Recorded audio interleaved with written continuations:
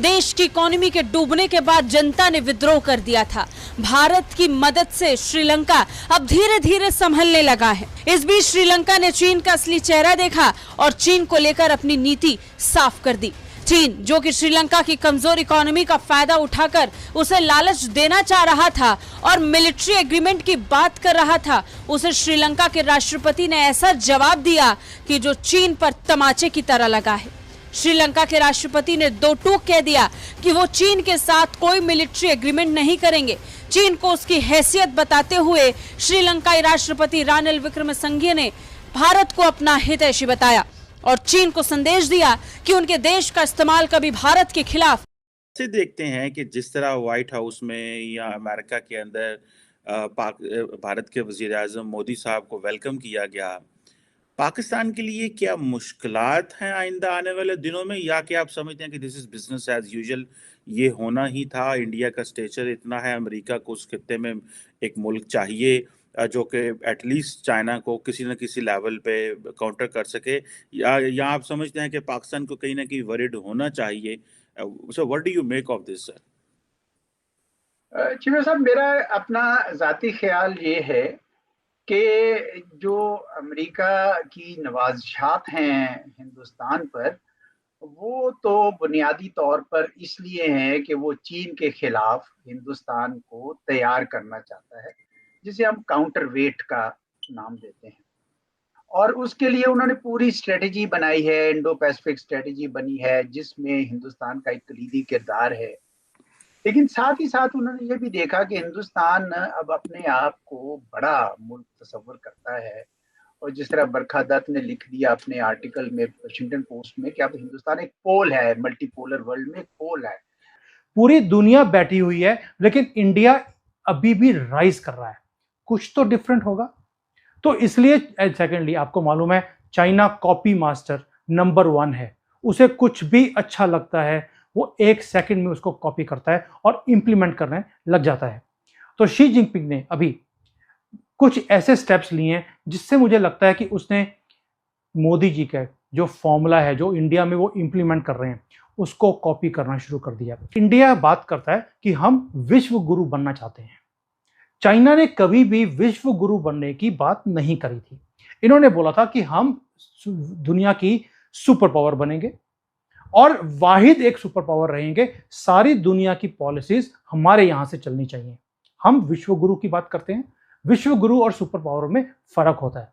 हम ये कहते हैं कि super power is somebody who is controlling lot of things. हमने किसी को कंट्रोल करने की पॉलिसी नहीं बनाई। लेकिन चाइना में जब से इन्होंने वो विश्व गुरु सुनना शुरू किया कि वी वांट टू बिकम विश्व गुरु, हम ग्लोबल साउथ के लीडर बनना चाहते हैं, 120 कंट्रीज, मोदी जी ने एक झटके में सारी कंट्रीज को अपने पाले में ले लिया, जोड़ दिया कि मैं आपकी आवाज उठाऊंगा, आप हमारे साथ दीजिए। अब चाइना ने वो काम शुरू कर दिया। एक स्ट्रॉन्ग रशिया भारत के भी हित में है, और हमने कहीं ना कहीं रशिया को अभी तक जो चाइनीज वैसल स्टेट बनने में समर्थन किया है और नहीं बनने दिया है। आप सोचिए कि जब हम S-400 या मिलिट्री हार्डवेयर खरीदते हैं तो उसको वैसल स्टेट नहीं बनने देते, वरना फिर क्या होता कि चीन ही सबसे बड़ा उसका आर्म्स का परचेसर होता। जब हम उसका ऑयल खरीदते हैं तो हम उसको वैसल स्टेट बनने से रोकते हैं। तो ये दुनिया के भी हित में है कि चीन का वैसल स्टेट नहीं बने रशिया, और हमारे हित में भी हम करते होगा। कोई भी देश श्रीलंका का इस्तेमाल भारत के खिलाफ नहीं कर सकेगा। उन्होंने ये भी कहा कि जल्द ही श्रीलंका की इकोनॉमी को पटरी पर लाया जाएगा। फ्रांस की मीडिया को दिए इंटरव्यू में रानिल ने एक सवाल के जवाब में कहा कि श्रीलंका तटस्थ देश है, हमने किसी के साथ मिलिट्री एग्रीमेंट नहीं किया है। भारत के बारे में जब उनसे सवाल पूछा गया तो उन्होंने अपने जवाब में कहा कि हमने भारत को कई बार भरोसा दिलाया है और इस बात को मैं दोहरा रहा हूं कि हमारे देश से भारत के खिलाफ कोई खतरा पैदा नहीं होने दिया जाएगा। कोई भी देश श्रीलंका को बेस के तौर पर इस्तेमाल नहीं कर सकेगा।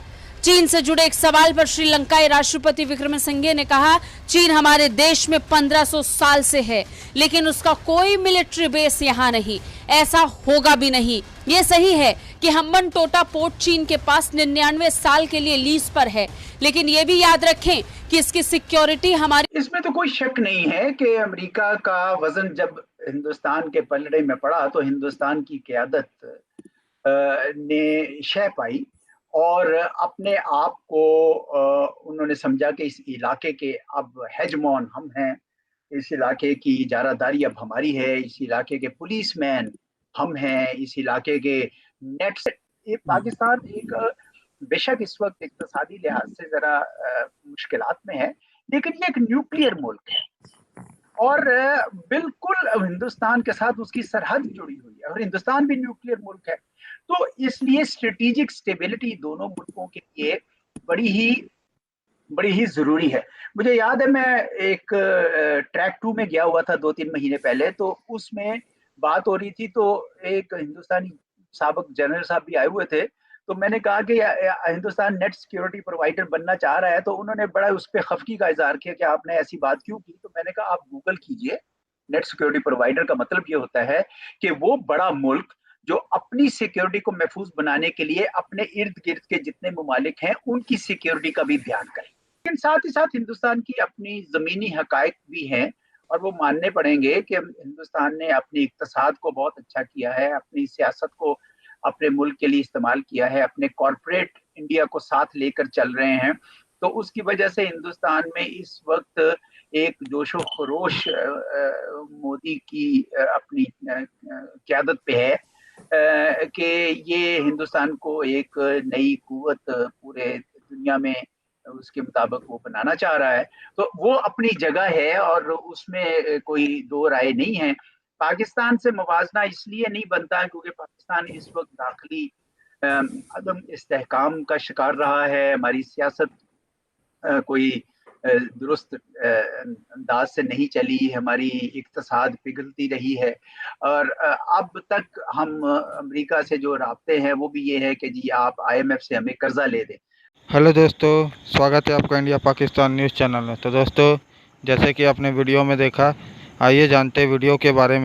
दोस्तों, भारत पर नज़र रखने के लिए श्रीलंका में चीन एक आर्मी बेस बनाना चाहता था, लेकिन चीन को श्रीलंका ने ऐसा मुंह तोड़ जवाब दिया है कि शायद चीन पलटकर श्रीलंका की ओर ना देखे। चीन पर भारत का नज़र रखने का मंसूबा चकनाचूर हो गया है। वन बेल्ट वन रोड कार्यक्रम के तहत चीन ने कई गरीब देशों को कर्जा दिया था और श्रीलंका भी उन्हीं देशों में से एक था। दरअसल चीन का यह मंसूबा था कि वह वन बेल्ट वन रोड कार्यक्रम गरीब देशों में बनाया जा सके ताकि इस रास्ते से होकर चीन के सामानों का उन देशों में आबाद रूप से आना जाना जारी रहे ताकि चीनी माल बिक सके। इसके साथ ही चीन इंफ्रास्ट्रक्चर क्रिएशन के नाम पर बड़े ऊंचे दामों पर गरीब देशों को कर्ज दे रहा था।